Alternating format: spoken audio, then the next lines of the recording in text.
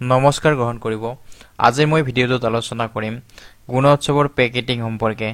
আপোনালোকৰ বিদ্যালয়ত গুণোৎসৱ শেষ হোৱাৰ পিছত যাৱতীয় ডকুমেণ্টছখিনি আপোনালোকে কেনেদৰে পেকেট কৰিব আৰু বিভাগীয় কৰ্তৃপক্ষক আপোনালোকে জমা দিব। এই সম্পৰ্কে মই আলোচনা কৰিম। যদি আপোনালোকৰ কোনোবা আশা থাকে তেতিয়াহ'লে প্লিজ কমেণ্ট বক্সত কমেণ্ট কৰিব, মই ৰিপ্লাই দি দিম। বিশেষ সময় নষ্ট নকৰি ভিডিঅ'টোৰ পিনে আগবাঢ়ো।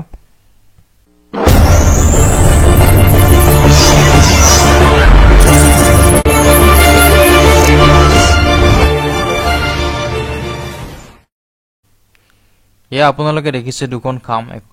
মই দুখন খাম দেখুৱাইছো। এটা ইয়াত ডাঙৰ আছে আৰু ইয়াত এটা সৰু খাম আছে। প্ৰথমতে এলপি ক্ষেত্ৰত আহিছো। এলপি ক্ষেত্ৰত আপোনালোকে জমা দিব লাগিব এটেন্ডেন্স শীট অফ ষ্টুডেন্ট।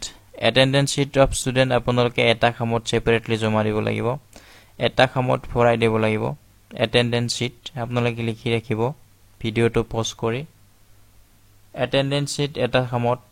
ইয়াৰ পিছত আৰু এটা খামত আপোনালোকে জমা দিব লাগিব স্কুল ইভ্যালুয়েশন। স্কুল ইভ্যালুয়েশনৰ ওএমআৰ শীটখন এটা খামত ভৰাব লাগিব। দুটা খাম হৈ গ'ল। ইয়াৰ পিছত আহিব আপোনালোকৰ ৰিডিং, ৰাইটিং এণ্ড নিউমাৰেচি স্কিল। এই তিনিওটা এটা খামত আপোনালোকে ভৰাই দিব লাগিব। যিটো এখন বোৰ্ড থাকে বোৰ্ডখনৰ ভিতৰত ভৰাই দিব লাগিব। এটা খাম, তিনিটা খাম হ'ল। ইয়াত আছে এক্সটাৰ্নেল ইভ্যালুয়েটৰ ওএমআৰ নোট। যোৱাবেলিকাৰ দৰে এইবাৰ অলপ সেপাৰেট দিছে। এইবাৰ নোট ওএমআৰ শীট দিছে এক্সটাৰ্নেল ইভ্যালুয়েটৰ। গতিকে এইবাৰ আপোনালোকে এটা খামত জমা দিব লাগিব, ডাঙৰ খামত। ঠিক ওএমআৰ শীটৰ নিচিনা আপোনালোকে এনেকে খামত জমা দিব লাগিব। গতিকে আপোনাৰ 4টা খাম হ'ল। গতিকে এই 4টা খাম আপোনালোকে এটা ডাঙৰ খামত ভৰাই দিব লাগিব। ইয়াত কৰি অকমান ডাঙৰ খামত আপোনালোকে ভৰাই দিব লাগিব আৰু ওপৰত লেবেল মাৰি দিব লাগিব। এইটো হৈছে এলপিৰ ক্ষেত্ৰত।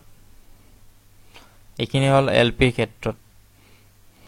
এইবাৰ আহিছো এমিৰ ক্ষেত্ৰত। ঠিক এমিৰ ক্ষেত্ৰতো সেই প্ৰথমতে আহিব স্কিলৰ ৰিডিং, ৰাইটিং এণ্ড নিউমাৰেচি।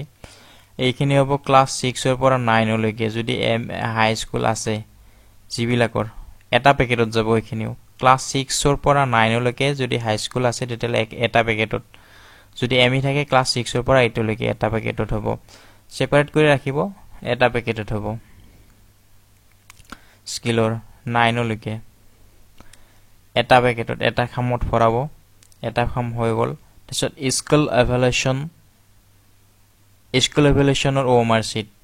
যিখন ওএমআৰ শীট স্কুল ইভ্যালুয়েশনত থাকিব সেইখন আপুনি এটা খামত ভৰাব লাগিব। দুটা খাম হ'ল। Attendance sheet.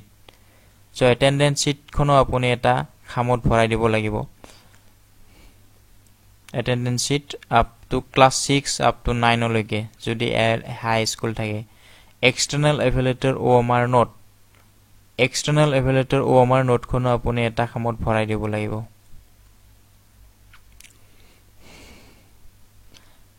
ইয়াৰ পিছত আহিব MCQ subject wise OMR sheet of student. এইখিনি আপোনাৰ ক্লাছ 6ৰ পৰা 8 প্লাছ 9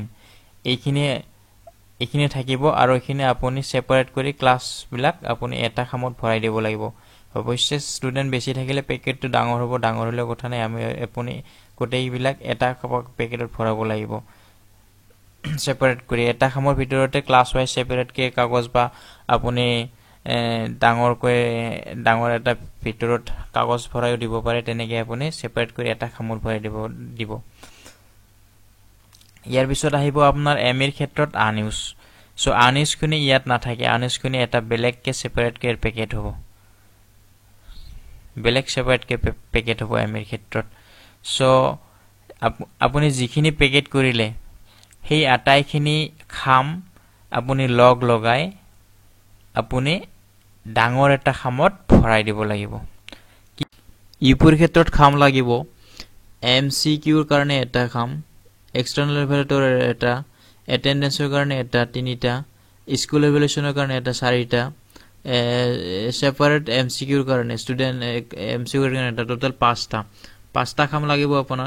আপোনাৰ 5টা খাম, এনেকুৱা 5টা খাম লাগিব। এই 5টা খাম আপুনি গোটেইকেইটা লগ কৰি এটা ডাঙৰ খামত ভৰাব লাগিব। এনেকুৱা এটা ডাঙৰ খামত ভৰাই আপুনি এটা পেকেট কৰিব লাগিব গোটেইখিনি মিলি।